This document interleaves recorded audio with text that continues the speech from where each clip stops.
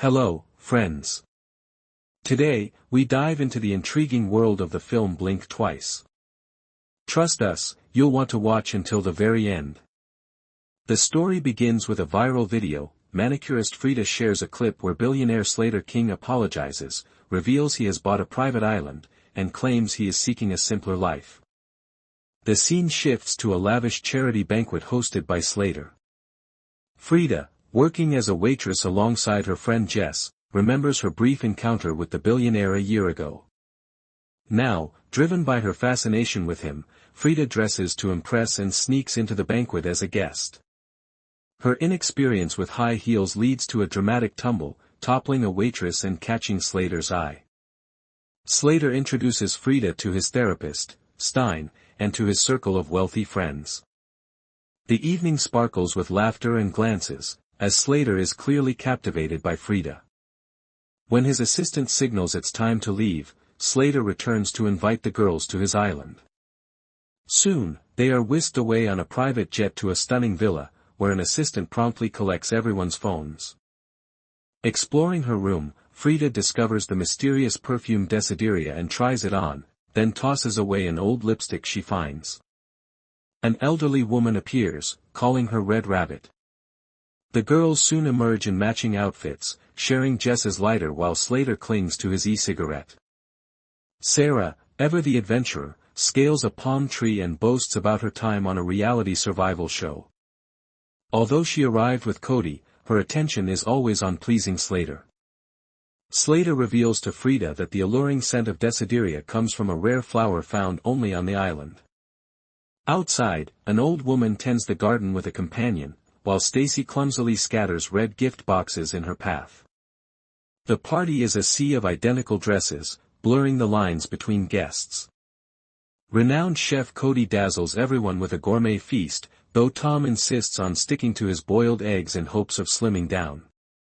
Slater, ever the eccentric, announces he avoids meat, and a nervous Frida accidentally spills wine on him.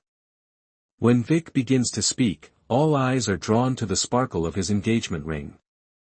Dinner dissolves into a haze of forbidden indulgence. The wealthy guests sprawl across the floor, their minds adrift, while Stan, the ever-watchful security guard, surveys the scene. That night, Frida slips into bed and discovers the mysterious stain on her dress has vanished. An unsettling old woman, known for her collection of snakes, haunts her thoughts.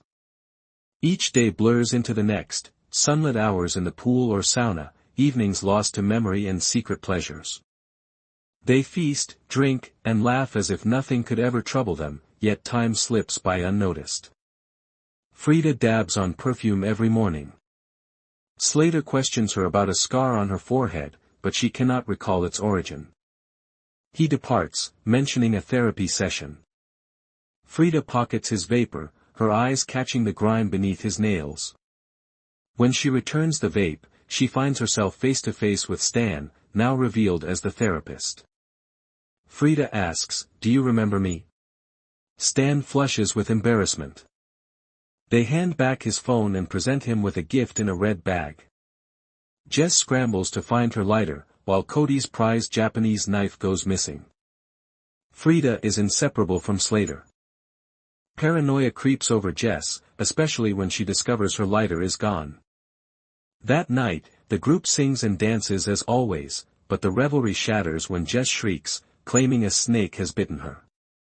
Vic snaps photo after photo of the serpent, as if trying to capture proof of the night's strangeness. Panic grips Jess, who longs to escape, convinced that something is terribly wrong. The night drags on, and blood trickles from her nose. Morning brings a false sense of normalcy. Frida stumbles upon a red box and wanders into the barn, where rows of red bags await. In the next room, the old woman appears, urging Frida to drink a green liquid. Realizing it is snake venom, Frida flees in terror. That evening, the girls dash through the grounds, stopping abruptly, confused about their purpose. Frida dreams of Jess, who asks her to hide a knife. Upon waking, Frida finds dirt caked under her fingernails once more. The girls look exhausted at breakfast. Lucas's eyes are shadowed with bruises, and Sarah's hands are marked. The men go fishing, leaving the women behind. Suddenly, Frida remembers Jess and asks about her, but no one recalls her existence. Jess's room is packed up, as if she never was. Shaken, Frida retreats to her room, strikes the mirror, and Cody's knife clatters to the floor. Sarah enters, insisting Jess is still here, handing Frida a lighter, and confessing she feels out of place. She is startled by her own bruises and the dirt under her nails, regretting ever boarding the plane with strangers. Sarah admits she only knew Cody before the banquet and is unfamiliar with the rest. A shadowy amnesia creeps over the girls, erasing their pasts. When a mysterious perfume appears in a gift box, their memories remain stubbornly out of reach. Desperate for answers, they drink snake venom, hoping it will shatter the fog for everyone.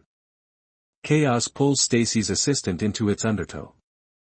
While the men cast lines by the water, Frida quietly hunts for their phone numbers. Suddenly, Sarah's nose begins to bleed, and a torrent of terrifying memories surges back. Gripped by panic, she strikes out at Cody as he teases her, breaking his nose in a single, frantic blow. Frida bursts through the closet door and snatches up a phone, only to find there is no internet. On its screen, unsettling photos appear, old men with red bags, surrounded by unfamiliar girls. Sarah's scream slices through the air, a warning that Slater has returned. Frida dives beneath the table, her heart thundering. Blood trickles from her nose, and with it, a flood of horrific memories, girls bound and thrown down, Slater snapping Jesse's neck as her memories surged back. Frida rejoins the others, hiding her terror behind a mask, and Sarah does the same. The rest, still lost in the dark, pretend as well. At dinner, Frida is haunted by jagged flashes, men choosing girls, tying them up, treating them as objects. Lucas's bruised eyes hint at his resistance, but he, too, is slipping away. Sarah struggles to keep up the act. When Slater grabs Frida's hand, she trembles with dread. Later, she and Sarah dance, quietly collecting makeshift weapons from the table. At the bar, Camille's memories explode in a violent rush. Consumed by fury, she seizes Tom's ice pick and kills him. Sarah wounds Cody, and Hisar, burning for revenge, smashes Vic with a chessboard. A guard storms in, shooting Hisar dead. He chases Frida into the woods, but just as he is about to kill her, Sarah appears and strikes him with a rock. Vic survives, but is left paralyzed. Only Lucas remains bewildered by the chaos. Slither strangles Camille as she lies helpless on the floor, then orders Cody to hunt down and kill the other girls. Stacy's assistant, nose bleeding, shoots Frida, claiming affection for them all, but Frida retaliates with a knife. Sarah shoots Cody dead. Lucas, racked with guilt, wonders if he is to blame. Frida recognizes a painting and realizes she has been here before. She calls for help at Slither's door. Lucas is shot as he opens it. Slater seizes Frida, beating her to the ground.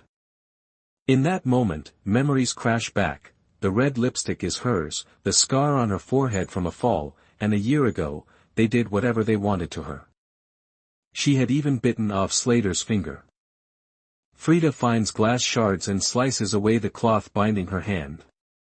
Slater muses about memory, comparing himself to his sister, who still goes to therapy because she remembers everything their relatives did. He claims forgetting is freedom from evil. Sarah runs out of bullets, and Slater, realizing this, drops the vape, tracks her down, drags her back, and ties her up. He snatches the vape and knife from Frida.